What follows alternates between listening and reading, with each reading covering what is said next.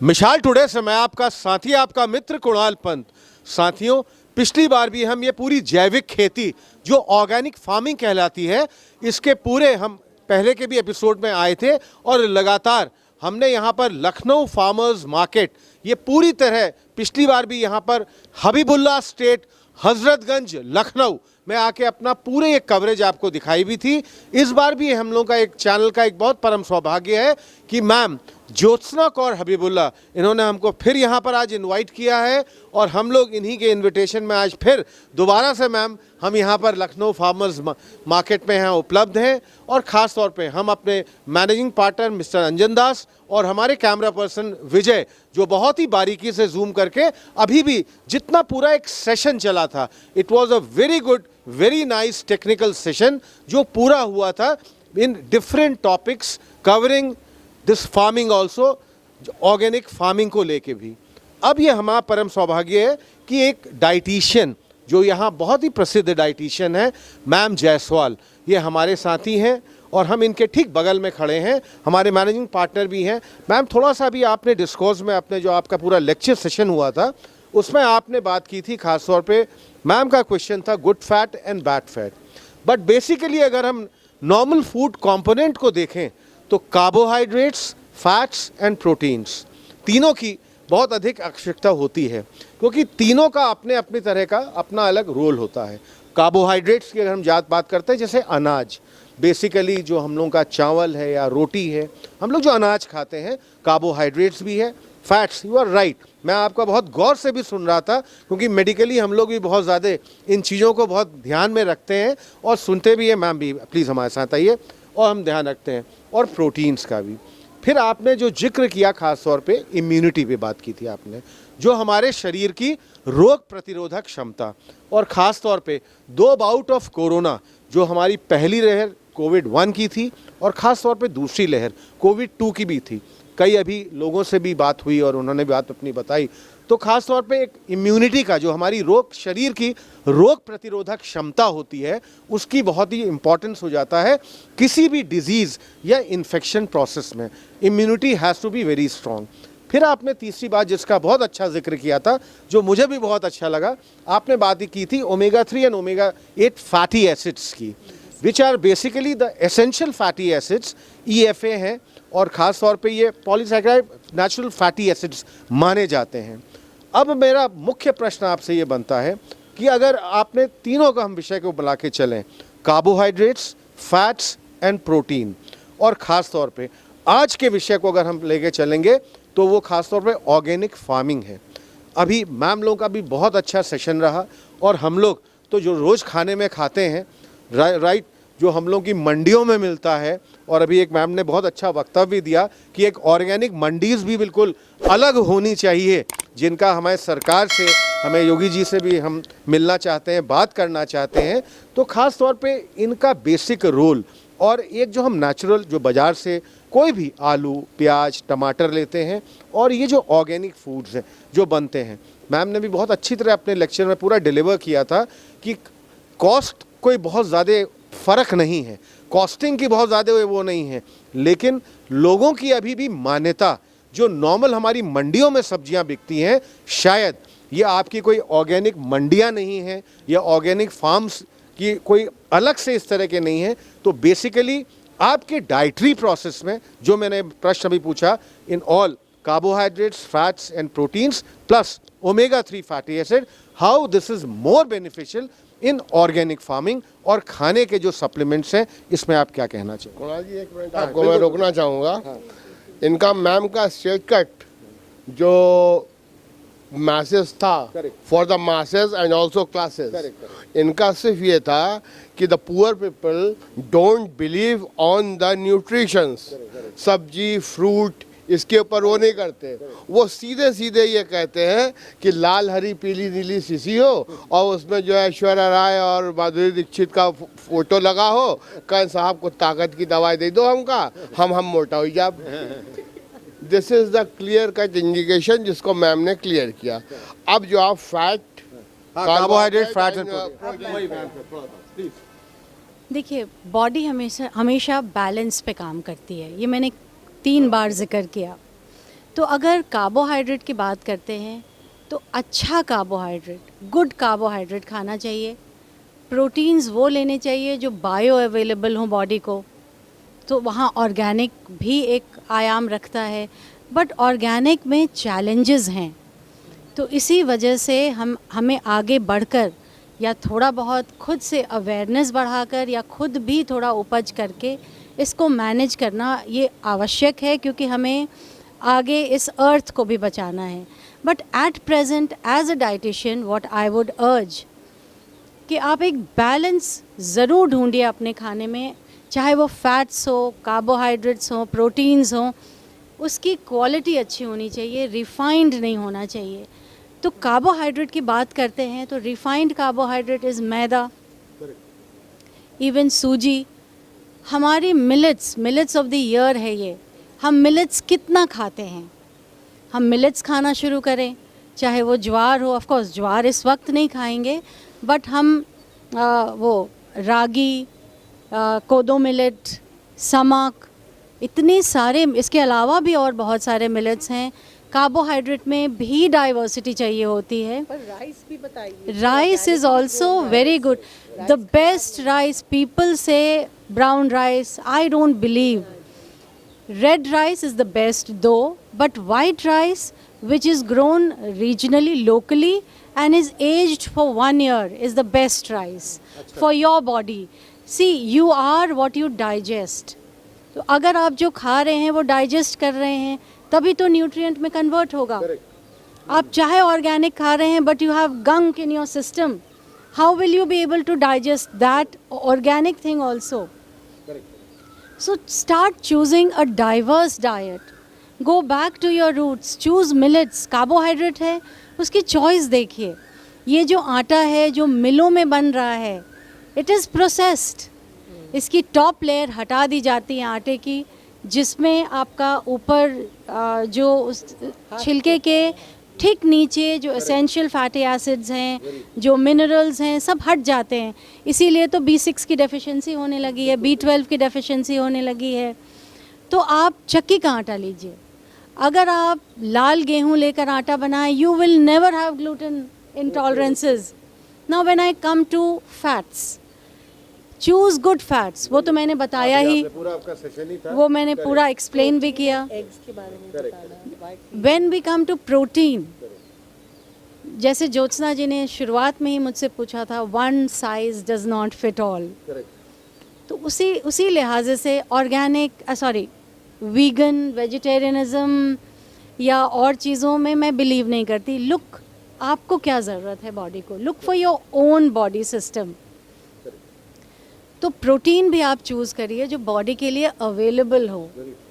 वो आपके बीन्स हों, चाहे अंडे हों, बहुत ऑर्गेनिक अंडे। ऑर्गेनिक नहीं मिलता है तो कम से कम केज फ्री लीजिए। Cage free is free range eggs, जो मुर्गियाँ घूम रही हैं और अंडा दे रही हैं।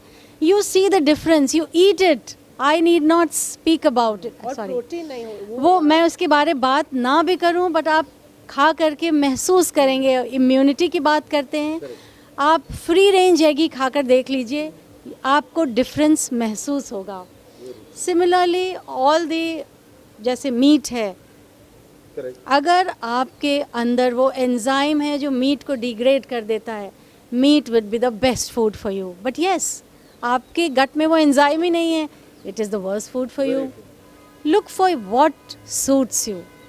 वो लोग पता है सेकेंड, हाँ सेकेंड मैम, आपसे मेरा एक, हाँ आपका मेरा एक प्रश्न रह गया था, आपके उसी से था।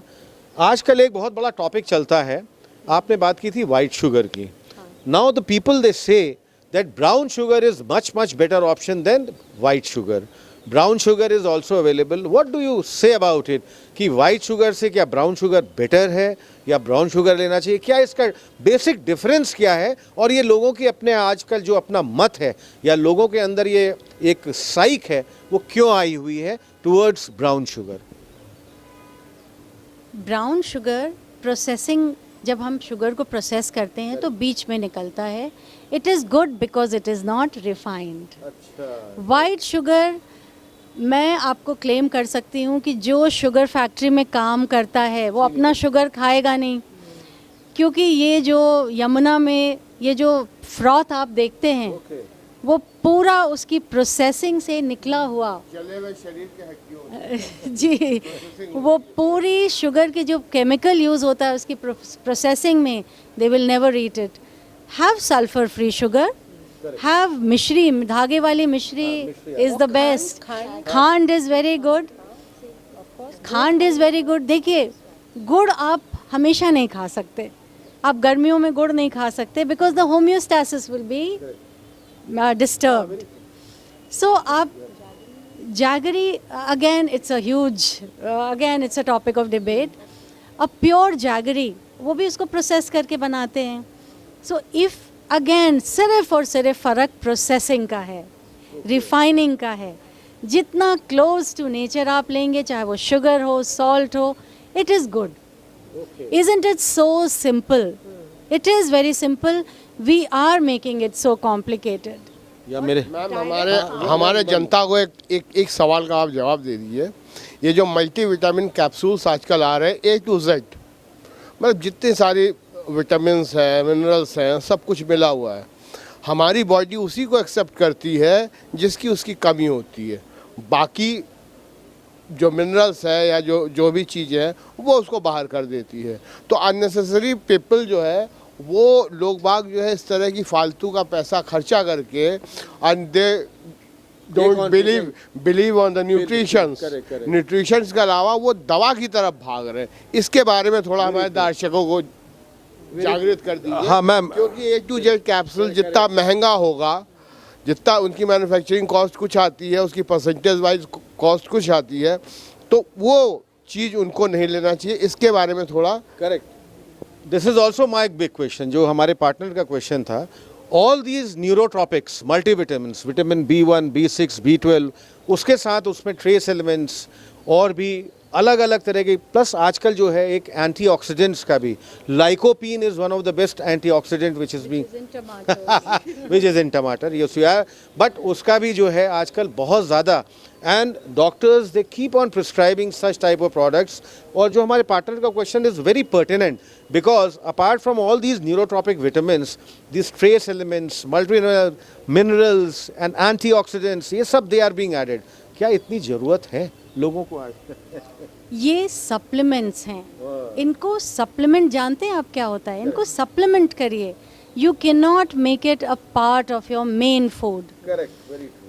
आप आम को बस देख लीजिए, पता नहीं क्यों आम मेरे दिमाग में आ रहा है. सो अगर हमारी दशहरी आएगी, इसमें सारे एंटीऑक्सीडेंट्स सब मिलेंगे. अभी जामुन आएगा, इसमें सब मिलेंगे. क्या आपने इस वक्त खीरा, ककड़ी, पुदीना और इस वक्त ऑरेंजेस, ग्रेप्स ये खाए हैं? और आने वाले टाइम में फालसा भी आ गया है. अगर आप ये सब सीज़न में खाते हैं अपने रीजन का, you will not need a multivitamin. And of course, your water should be very good. This is again a big topic. RO water is not actually very good because it is, all the minerals are taken off. And then आप जो पानी P रहे हैं वो एक base है, वो पूरे न्यूट्रिशन का संचार करता है बॉडी में. So taking local produce and having good water is the answer. You will not need any kind of supplementation, but yet, because we are not getting any pure water or pure environment where we are breathing, henceforth, if required, little supplement is okay, but if required. पर जैसे moringa जैसे जो pure supplements होते हैं, right, moringa powder, जैसे श्रुति is growing moringa, उसको dry करके जो पाउडर देती हैं, it's better to have a natural supplement like moringa than to pop a pill of supplements which your body will just throw most of it. Ma'am, आपने एक बहुत pertinent question भी उठाया, but as far as I know people and as far as I go to all their homes and houses, मैं ये फान रहा, apart from RO, अभी तो एक नया ट्रेंड भी चला, that is of alkaline water. अभी alkaline water भी चल रहा है. You want to say something about this alkaline water also? क्या बोलना चाहिए? See, हमारे स्टमक को एसिडिक होना होता है खाना पचाने के लिए. इतनी ज़्यादा अल्कलिनिटी नहीं चाहिए होती है बॉडी में. अगेन यू ब्रेक आपकी पीएच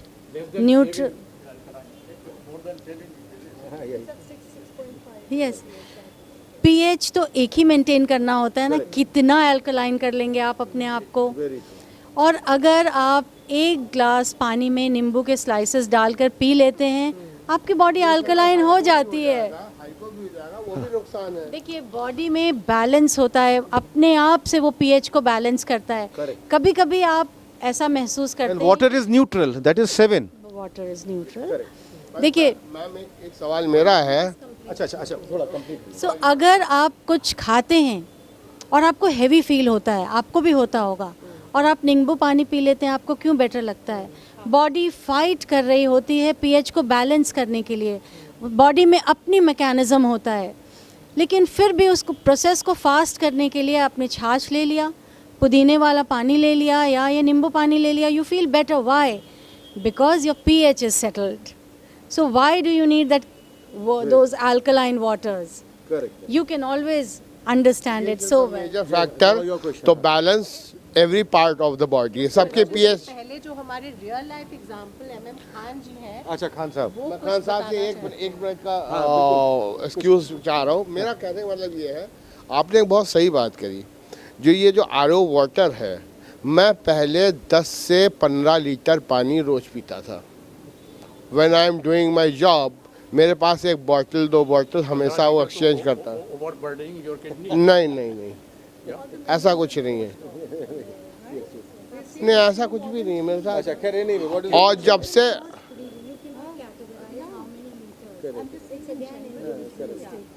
ये हमारा इंडिविजुअल का है, मेरा तो लाइफस्टाइल ही अलग है। हाँ, तो उसमें चक्कर ये है, मैं ये पूछ रहा हूँ, जब से आरओ का पानी पीना शुरू किया, मुझे प्यासी नहीं लगती है। मैं आधा लीटर और मुश्किल से आधा लीटर तक पहुँच गया। क्वेश्चन इज व्हाई, ऐसा क्यों होता है? मिनरल्स एलिमिनेट करते हैं, फिर ऊपर से डालते हैं। आपका केस स्पेसिफिक है, मुझे कुछ एक क्वेश्चंस पूछने पड़ेंगे, तभी मैं जवाब दे पाऊंगी। ऐसे रैंडमली नहीं दे पाऊंगी कि फ्रॉम 15 लीटर्स और 10 लीटर्स। मेरे शुगर था नहीं कभी। I went for my this channel work तो बेंगलोर, वहाँ पे मैम शुगर जो है मेरा 55 हो गया। हाइपोग्लाइसीमिया में चले। ग्लाइसीमिया। और जीभ अंदर खींचने लगी, तब मैंने इनको फ़ोन किया, यार बता, यहाँ तो सब हमको तो आईसीयू में घुसड़ देंगे, ये पैसा लूट लेंगे सब। मैं जानता हूँ उसको, इस प्रोफेशन को बहुत अच्छी तरीके से। तो इस दोनों ने बता रहे तेरे को तो ये हो गया।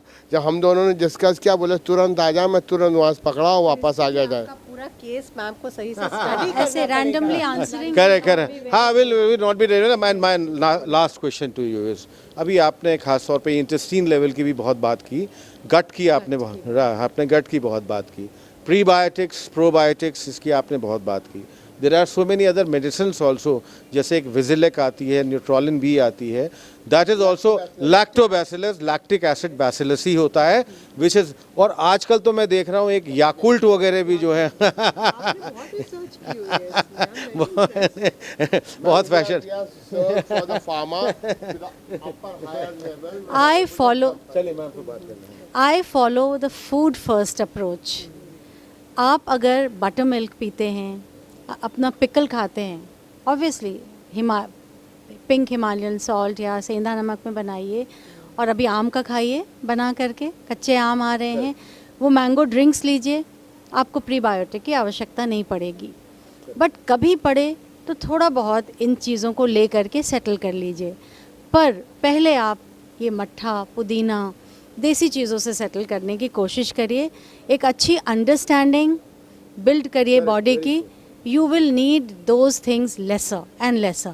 But if need be, even I prescribe. अगर ज़रूरत है किसी चीज़ को रीसेट करने के लिए, even I prescribe.